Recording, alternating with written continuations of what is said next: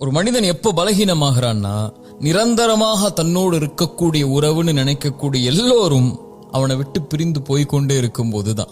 தந்தை, தாய், மனைவி, குழந்தை, சகோதரன், நண்பன், காதலி என எல்லாரும் ஒரு நாள் நிரந்தரமாகவோ தற்காலிகமாகவோ ஒன்னு அவங்கள விட்டு நம்ம பிரிவோம், அல்லது அவங்க நம்மளை விட்டு பிரிவாங்க.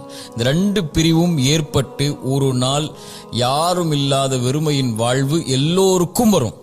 இளமையிலேயோ முதுமையிலேயோ. ஏன் இறைவன் இதை கொண்டு சோதிக்கிறான் என்றால், ஒரு நிலையான விஷயத்தை நிலைப்படுத்த உள்ளத்திற்கு அவன் நாடுகிறான். இறைவனை தவிர எல்லாம் அழிந்துவிடும், பிரிந்துவிடும். இந்த வசனத்தை எப்போ இது போன்ற கவலை ஏற்படுகிறதோ அப்போது ஓதிக்கொண்டே இருங்கள்.